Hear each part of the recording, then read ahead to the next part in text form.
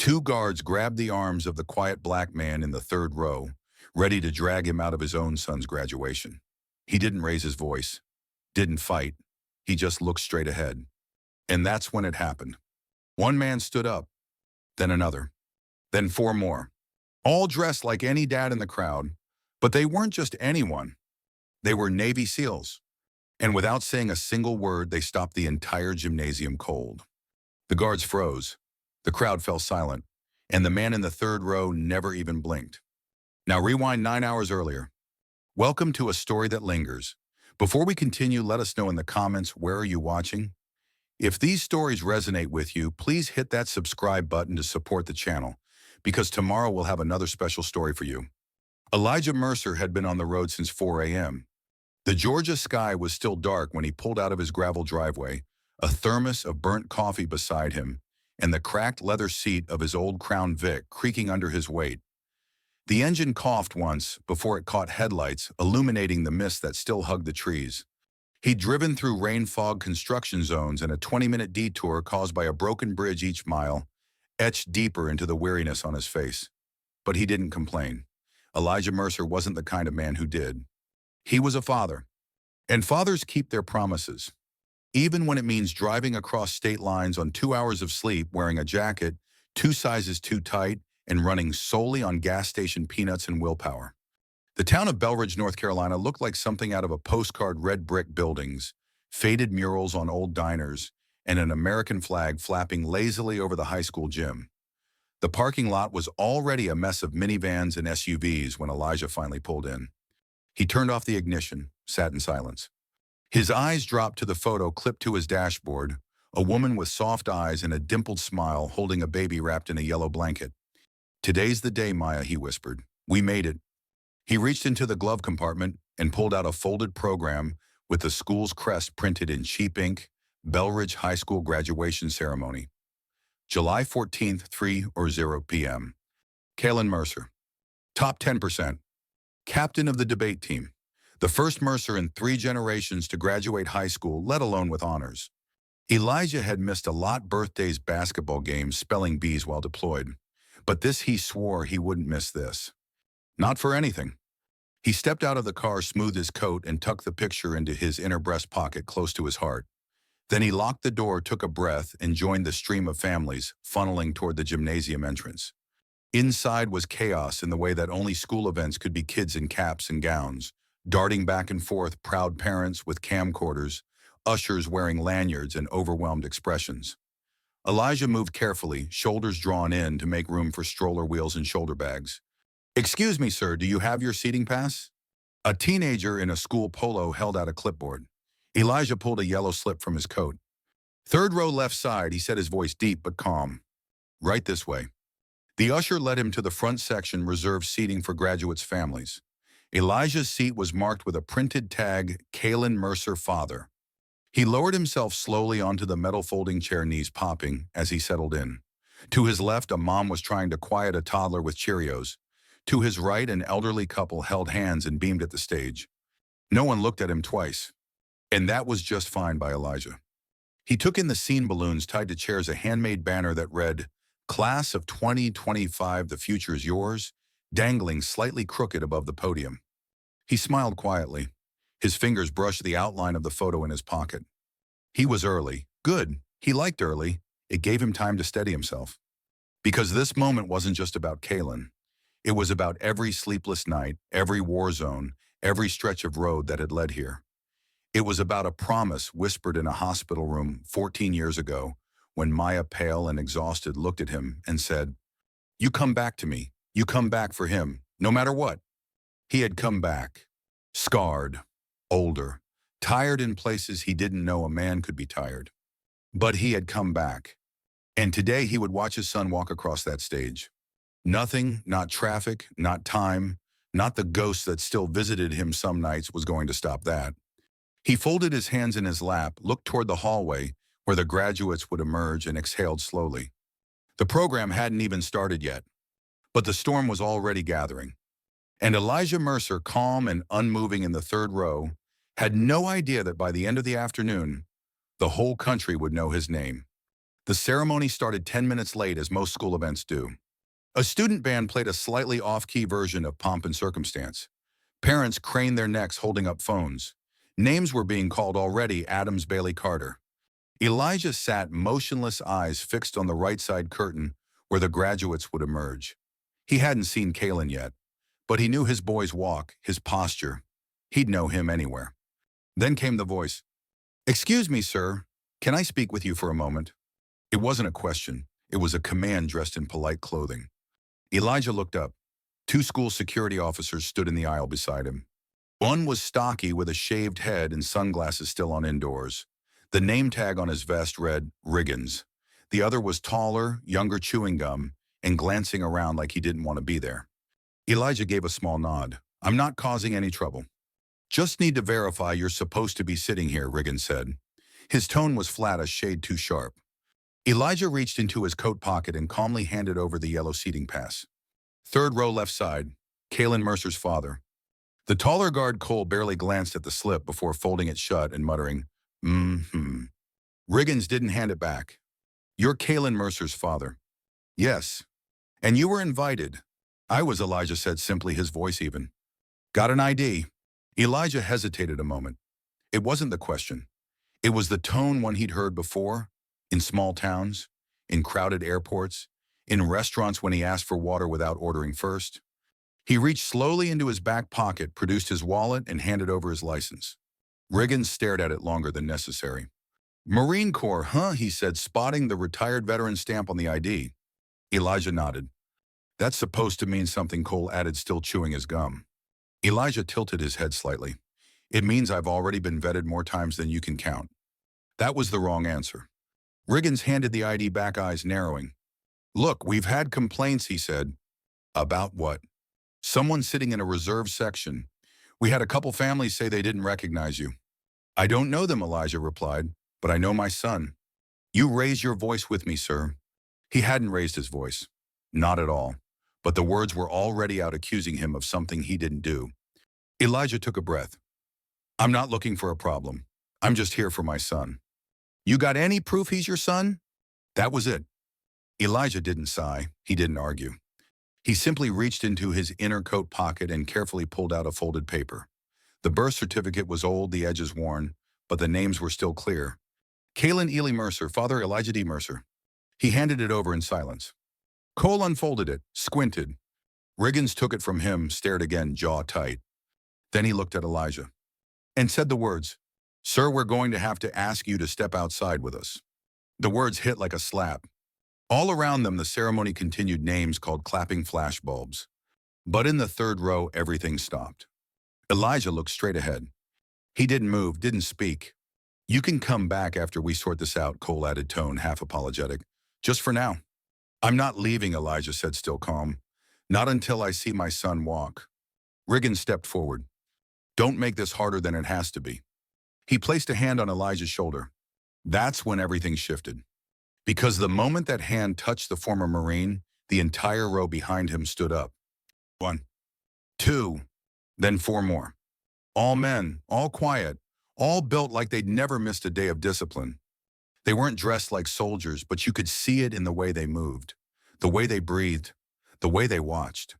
And when Elijah turned his head slightly, recognition flickered in his eyes. "Jonas," he murmured. The oldest of the men, silver at his temples and posture ramrod straight, gave a small nod. "We saw what was happening." Riggins turned. "This doesn't concern you." "It does," Jonas said. His voice was quiet, final. "Sit down or you'll be removed too," Riggins threatened. Another man stepped forward. "Go ahead, try." Cole's gum stopped mid-chew. The men weren't posturing. They weren't threatening. They just stood, 6 of them, in complete silence, in total unity. Elijah didn't move. He didn't look at the guards. He looked at the stage. And in that moment, the noise of the gym faded beneath a tension so thick you could feel the air tighten. And from behind the curtain, Kalen Mercer stepped into view. His eyes scanned the crowd and landed on his father. Elijah gave him the smallest nod, and the boy smiled. The 6 men behind Elijah didn't move, didn't flinch.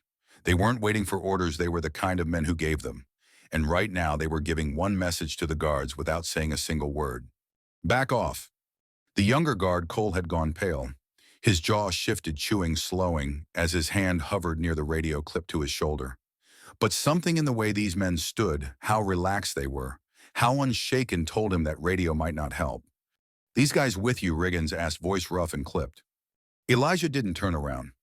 "They're not with me," he said. "They're my brothers." Jonas took a step closer. "We fought next to this man in places you can't pronounce, under flags you'll never understand." Riggins squared his shoulders. "Doesn't matter. This is a school event. We follow protocol." "Your protocol," Jonas said evenly, "doesn't override a father's right to watch his son graduate." Elijah's eyes didn't leave the stage. Kalen was moving across it now, row by row, inching closer to the moment his name would be called. He hadn't noticed the confrontation yet. He was focused, shoulders straight, chin up, just like his dad taught him. In the crowd, murmurs started. Parents were whispering. Some pointed toward the row with the now standing men. A few even began recording. The tension was bleeding outward. But still the men didn't raise their voices. Didn't touch anyone. Didn't need to. Cole leaned toward Riggins. "We should let it go, man. Not worth the scene." Riggins looked like he was weighing a bomb. "No, he disrespected us." "He didn't," Jonas said. "But you're real close to disrespecting something much bigger." "You threatening me," Riggins snapped. "No," said another SEAL, a tall black man with a quiet voice that carried like thunder. "But we're asking you to think very carefully about what you're trying to do here. This isn't about you anymore." Riggins looked from face to face, each man steady, each man calm, and in their eyes not a hint of backing down. Something about that broke him. "Fine," he said at last, stepping back. "He can stay." He didn't say sorry. He didn't hand back the seating slip or birth certificate. He just turned and walked off down the aisle, muttering under his breath. Cole lingered a second longer, then gave a weak nod and followed. The crowd slowly returned to normal, or at least tried to. The moment still lingered thick and heavy in the gym's humid air. The 6 men sat down again behind Elijah, their presence now a silent wall of support. "Didn't think you'd be here," Elijah said quietly, still facing forward. Jonas shrugged. "You saved my life once. This was the least we could do. You all came. Far as we know, you never called in that favor, so we figured we'd cash it in ourselves." Elijah shook his head. "How'd you even know?" Jonas leaned in slightly. "A friend saw a Facebook post. Kalen's graduation. Thought you might be here. Some of us were nearby. Some flew in this morning, just in case." Another voice added, "And looks like we weren't wrong." Elijah closed his eyes for a moment, just long enough to steady the feeling in his chest.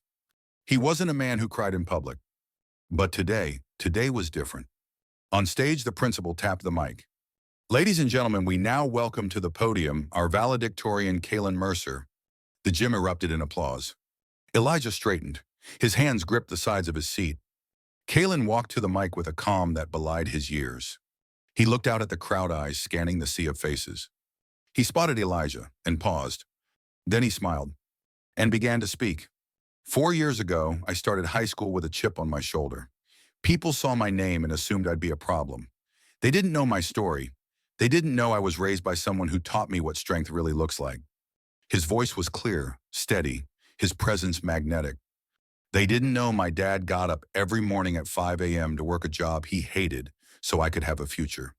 They didn't know he missed half my birthdays, not because he didn't care, but because he was deployed overseas making sure someone else's son got to live." Elijah blinked hard. The men behind him leaned forward slightly, listening. Kalen continued. "They didn't know the sacrifices he made. They didn't see him cry alone at night when my mom died. They didn't see him pack my lunch every day for a year because I was too sad to eat at school." He looked directly at Elijah now. "But I did. I saw it all. And I just want to say, Dad, this diploma's not mine. It's ours. You earned it too." A collective murmur rolled through the gym. A few gasps, a few sniffles. Elijah didn't move. But a tear slid down his cheek anyway. Kalen ended his speech with a calm nod, stepped back, and joined his classmates again. And in the third row, Elijah Mercer felt something he hadn't in a very long time. Peace. The applause echoed like thunder in the gym. Kalen sat back down with the other graduates, his eyes flicking toward his father one last time. Elijah nodded just once, barely noticeable to anyone else. But Kalen saw it, and for him that was everything. The ceremony continued. Students were called up one by one to receive their diplomas. The principal mispronounced at least 5 names. The crowd laughed. The photographer snapped away. But for Elijah, time seemed to stretch and fold in strange ways. As he waited for Kalen's name to be called again, to walk that final stretch and take his diploma, he felt the weight of the years settle on his shoulders. Not just the Marine years, not just the battles overseas or the medals that collected dust in a shoebox under his bed, but the years of being home, of trying to raise a son when he barely knew how to raise himself. He thought back to the night Kalen was born. It was raining. Hard. His wife had gone into labor early, and Elijah had raced through soaked streets to reach the hospital in time. He remembered the moment he first held that tiny boy, red-faced crying fists clenched like he'd already been through a war of his own. He remembered the promise he'd made then. "I'll never leave you, not if I can help it." But life doesn't always play by the rules. 3 tours, 2 close calls, 1 folded flag handed to his son at a funeral far too early. Kalen was only 9 when his mother passed. Pneumonia turned septic in less than a week. Elijah had been deployed at the time. By the time he flew back, the casket was closed, and the boy who used to run to him now sat quietly in a corner, not making eye contact. Elijah never forgave himself for missing that goodbye. The years that followed were hard. Elijah wasn't good at talking. He didn't know how to say "I'm sorry" without sounding like an order. He tried, though. Made lunches, walked Kalen to school, showed up to soccer games even though he never understood the rules. But grief clung to both of them, and sometimes love had to hide behind silence. When Kalen was 14, he got into a fight at school. Some kid made a joke about Elijah being a baby killer. Kalen broke his nose with 1 punch. He was suspended for a week. Elijah didn't yell. He just picked him up, took him home, and handed him a frozen bag of peas for the swelling. "Was it worth it?" Elijah asked. Kalen nodded. "Yeah." That was the first time Elijah saw him smile in months. He didn't condone violence, but he understood loyalty. And now, sitting in that third-row folding chair, Elijah realized something. Every sacrifice, every stumble, every long night pacing the living room, while Kalen cried and wouldn't say why it all led to this moment. This man standing in a cap and gown. This man who spoke with grace and gratitude. This man who called him out from a podium in front of hundreds. He didn't just raise a son. He raised someone better than himself. Elijah Jonas said behind him, voice low. He turned slightly. "You okay?" Elijah nodded, swallowed. "Yeah, I think I am." Then finally, Kalen Mercer, a frische one, children. The gym erupted, the loudest cheer of the afternoon. Elijah stood even before Kalen reached the principal. He didn't even realize he was on his feet until the men behind him rose too, one by one, silent and proud. Kalen took his diploma, shook hands, and as he descended the steps, he looked out again. Elijah smiled. Not the half smile he used when unsure. Not the polite one he gave to neighbors, but a full, unabashed smile that cracked the ears wide open. And Kalen did something no one expected. He walked straight toward the front row, past the other students, past the ushers, right to his father. And he hugged him. Right there, in front of everyone. Elijah froze at first, hands in the air, like he wasn't sure he was allowed to hold something so precious in public. But then he wrapped his arms around his son, and the gym felt suddenly much smaller. People clapped, some stood.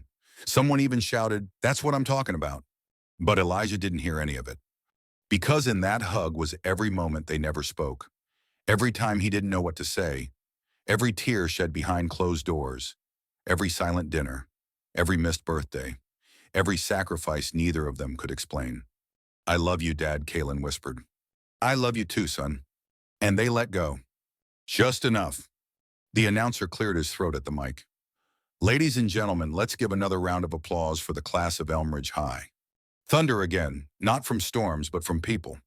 As the ceremony wrapped up and the crowd began to shuffle, Elijah turned to Jonas and the others. "Thank you, all of you.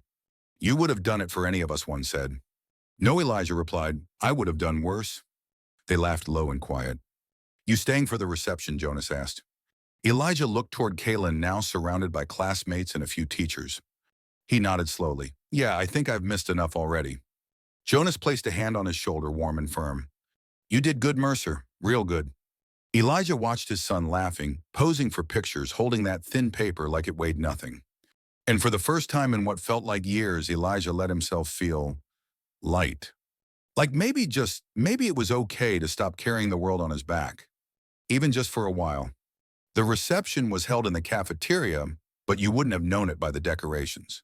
Streamers of school colors hung from the ceiling. Fold-out tables were draped in cloths that barely covered their metal legs. Parents mingled awkwardly while kids posed for photos in front of makeshift balloon arches. It was messy, chaotic, loud, and strangely beautiful. Elijah stood near the back of the room, letting Kalen have his space. The boy knew the man had earned that spotlight. Elijah didn't need to be part of every picture or conversation. He was content watching from a distance, one hand resting casually in his pocket, the other holding a lukewarm cup of punch. Jonas and the rest of the men had lingered for a while, but eventually faded into the crowd, slipping away without ceremony.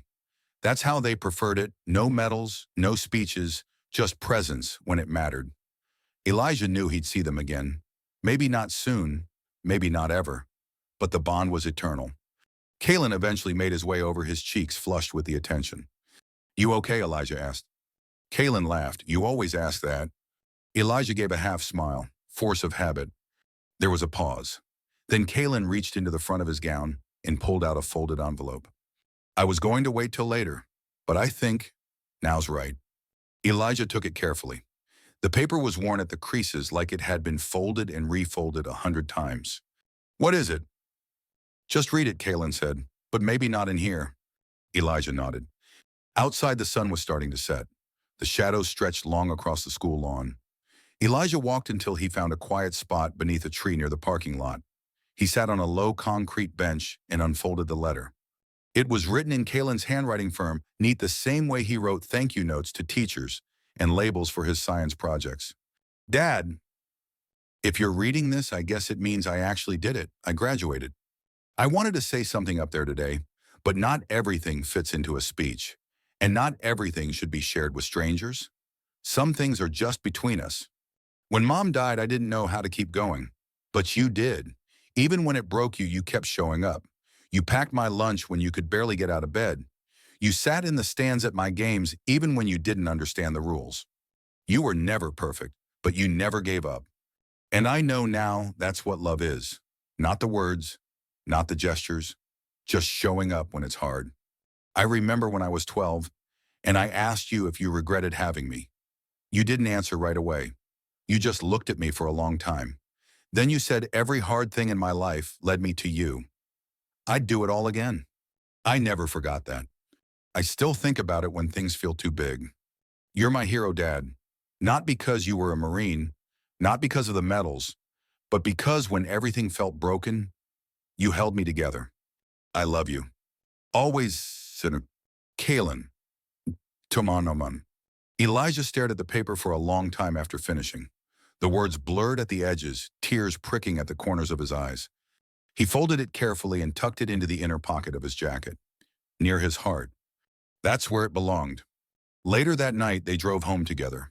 Kalen had changed into regular clothes, jeans, and a hoodie, but he kept the cap in his lap, turning it in his hands like a relic. Elijah drove with the windows halfway down, letting the night air roll in. "You ever gonna tell me what those guys did?" Kalen asked suddenly. Elijah glanced over. "Which guys?" "The ones who stood up. The SEALs." Elijah smiled. "I did some things for them. Things we don't talk about much." "Like what?" He paused. "Like being there when no one else was. Saving their lives, carrying them when they couldn't walk." Kalen nodded, quiet for a moment. "And they came here for you. That's what brothers do." Kalen looked out the window. "I want that. That kind of loyalty. That kind of bond." "You'll have it," Elijah said. "If you live with integrity, if you don't run when things get hard, if you keep showing up." They pulled into the driveway. The house was quiet, familiar. The porch light flickered as it always had. Elijah had never fixed it. Somehow it felt like a living thing, imperfect like them. Inside, Kalen went straight to his room. Elijah lingered in the hallway, staring at a framed photo on the wall, him in uniform holding Kalen as a baby. His wife beside them, smiling with that exhausted kind of joy only new mothers knew. He touched the frame gently. "I hope you saw him today," he whispered. "I hope you saw us." Then he went to bed. But he didn't sleep. He lay awake listening to the soft noises of a house filled with life. The ticking of the kitchen clock, the hum of the fridge, the occasional creak of the floorboards as Kalen moved around in his room. And for the first time in years, Elijah wasn't haunted by the past. He was dreaming of the future. The next morning, the house smelled like coffee and toast. Elijah was already at the kitchen table when Kalen walked in, rubbing sleep from his eyes. His hair was a mess, his voice still hoarse from too much shouting the day before. "You're up early," Kalen said. "Couldn't sleep much," Elijah replied. Kalen sat across from him, pulling a piece of toast from the plate in the center of the table. No words for a moment, just the quiet rhythm of a house that had known both silence and shouting grief and laughter. Then Kalen asked, "Can I ask you something?" Elijah sipped his coffee. "Of course." "What was the hardest part about coming home?" Elijah blinked. That wasn't the question he expected. He leaned back, exhaling slowly. "You mean from deployment?" Kalen nodded. Elijah stared out the window for a moment, watching the neighbor's dog chase nothing in particular. "The hardest part," he said finally, "was learning how to be normal again. Out there, everything made sense. There were orders, objectives. You knew who the enemy was. You had a mission. And here, the enemy isn't always visible. Sometimes it's a look, or a memory, or silence at the dinner table." He paused. "Sometimes the enemy is you." Kalen nodded slowly, like he understood more than he used to. "I was angry for a long time," he admitted. "I used to think you didn't care, that you loved the core more than me, that maybe I was just an obligation." Elijah didn't flinch. He didn't try to defend himself. "You had every right to think that," he said. "I didn't know how to show it. I was scared I'd mess you up if I got too close." Kalen looked down at the table, voice quieter. "But you didn't mess me up." "I tried," Elijah said with a dry chuckle. Kalen smiled. "But you didn't." The moment sat between them, raw but healing. Kalen looked up. "So what now?" What do you mean?" "I mean, I graduated. You're not exactly a drop me off at practice kind of dad anymore. What's next for us?" Elijah considered the question. "I don't know," he admitted. "Maybe we figure that out together." Kalen nodded. "I think I'd like that." Later that week, they took a trip. Just the two of them. It wasn't far, just a few hours out to Lake Trinity, a quiet place where cell reception dropped and the stars came out early. Elijah used to go there with Kalen's mom. They hadn't been back since she died. They brought fishing poles. Neither of them fished. It was more about the time. The air smelled of pine and old water. The dock creaked under their weight. They sat side by side, feet dangling just above the surface. "I ever tell you how I got this scar?" Elijah asked, pointing to the white line along his wrist. Kalen shook his head. "First week in Fallujah," he said. "We were clearing a house, thought it was empty. It wasn't." "What happened?" "I fell through a window, caught my wrist on the frame, bled like crazy. My CO thought I was done for." "But you weren't." "Nope." He smiled faintly. "That's kind of the theme of my life." Kalen chuckled. Then he turned serious. "Do you still think about it?" "The war?" Elijah nodded. "Not every day, but some days it's like I never left." Kalen was quiet. "I used to wish you'd talk about it more," he said. "But now I get why you didn't." "Why's that?" "Because some stories aren't meant to be told. They're meant to be carried." Elijah looked at him, eyes narrowing slightly. "You're wiser than I was at your age," he said. Kalen smiled. "I had a good teacher." They sat in silence for a while, the sun dipping lower behind the trees. Then Elijah spoke again, voice low. "You know, there was a moment back in Ramadi when I thought I wouldn't make it home. We were pinned down, no backup. I remember closing my eyes and thinking, at least Kalen will never remember me failing." Kalen looked over, eyes wide. "But you didn't fail." Elijah nodded slowly. "No, but I was ready to. And the only thing that kept me crawling forward was your name, over and over, like a prayer." Kalen swallowed hard. "I'm glad you made it," he said. Elijah smiled. "Me too." On their last night at the lake, they sat by the fire wrapped in hoodies, roasting marshmallows they didn't really want to eat. Kalen poked the fire with a stick. "Dad marminawum. Yet her one. Would you do it all again, even knowing how hard it was?" Elijah didn't hesitate. "For you every time." Kalen stared at the flames for a long moment. Then he leaned his head briefly on his father's shoulder. No words. Just the fire. Just the stars. Just the unspoken battles shared, understood, forgiven. The summer passed quietly, like the final chapter of a book you didn't want to end. Kalen got a part-time job at a hardware store down the street. Elijah spent his mornings fixing up the old shed he'd been meaning to tear down for years. The two of them settled into a rhythm not perfect but steady. It was the kind of peace you earn after surviving a storm. One afternoon in late August, a letter came in the mail. Kalen brought it in, flipping it over in his hands. The return address said Midwestern University, Office of Veterans Family Scholarships. He handed it to Elijah. "You expecting this?" Elijah shook his head. "Not really." He opened it slowly, cautiously, the way you'd handle something fragile like it might dissolve in your hands. As he read, his eyes narrowed slightly, then widened. He let out a quiet breath. "What is it?" Kalen asked. Elijah handed him the letter. "Dear Mr. Mercer, we are honored to inform you that your son Kalen Mercer has been selected as the recipient of the Brothers Beyond Blood Memorial Scholarship. This scholarship is awarded annually to the child of a decorated veteran nominated by their peers or commanding officers in recognition of a parent's extraordinary service and selflessness.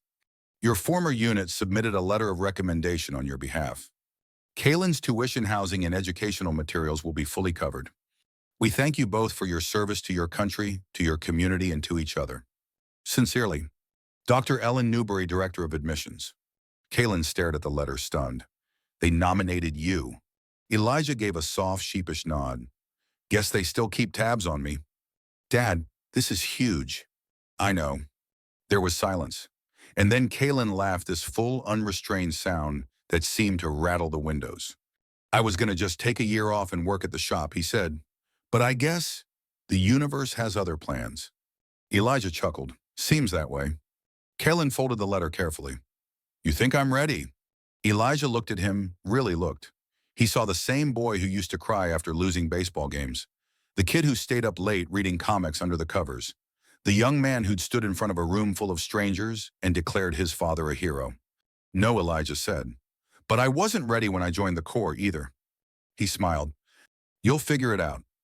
The day Kalen left for college, the driveway felt too big. The truck was packed with boxes, suitcases, and the leftover nervous energy of two men pretending not to be emotional. Kalen hugged Elijah like he didn't want to let go. "Call me when you get there," Elijah said, his voice thick. "I will. And don't forget to double lock the doors." "I know, Dad." He grinned. "You've only said it 500 times. Elijah chuckled, blinking back something wet. Kalen climbed into the driver's seat, started the engine, then paused. "You were right," he said out the window. "About what?" "Everything leads to something, even the hard stuff." Elijah nodded. Kalen hesitated. "You think Mom would be proud?" Elijah's voice was low. "She'd be in awe." Kalen nodded once, then pulled away. Elijah stood in the driveway until the truck disappeared from view. The silence afterward was the kind that echoed. But this time it didn't hurt. That night Elijah walked into Kalen's room. The bed was made, the posters still on the wall, but the absence was real. He sat on the edge of the bed and looked around. The photos on the dresser, the old baseball glove, the cap from graduation still perched proudly on the shelf. Then he noticed something taped to the inside of the closet door. A note. "Don't be a stranger. Come visit. Love you." Tapping. Elijah smiled. He went back to the kitchen and poured himself a cup of coffee, sat at the table alone and watched the porch light flicker. And for the first time in years, he didn't feel like a man stuck between who he was and who he'd lost. He felt like a father. Whole. Some months later, a new Marine recruit, barely 19, walked into a quiet VA support group in Austin. He was stiff, nervous, unsure of what he'd find. And there, sitting at the end of the circle, was an older man in jeans and a faded gray shirt. Calm eyes, a presence that anchored the room. He introduced himself with a slow nod. "Elijah Mercer, retired, dad to a college freshman." The young recruit smiled. He didn't know the story. Not yet. But he knew he'd found someone who understood. They say we live many lives in one. Soldier, husband, father, survivor. But the truest version of a man is often found not in what he fights for, but in what he chooses to hold close when the war is over. Elijah Mercer held on to his son, and somehow in the process found himself again. If this story touched your heart, even just a little, don't keep it to yourself. Share it with someone who might need it. Leave a comment with your own story of love, sacrifice, or redemption. And if you want more stories like this ones that stay with you long after they unsubscribe to a story that lingers. Thank you for listening.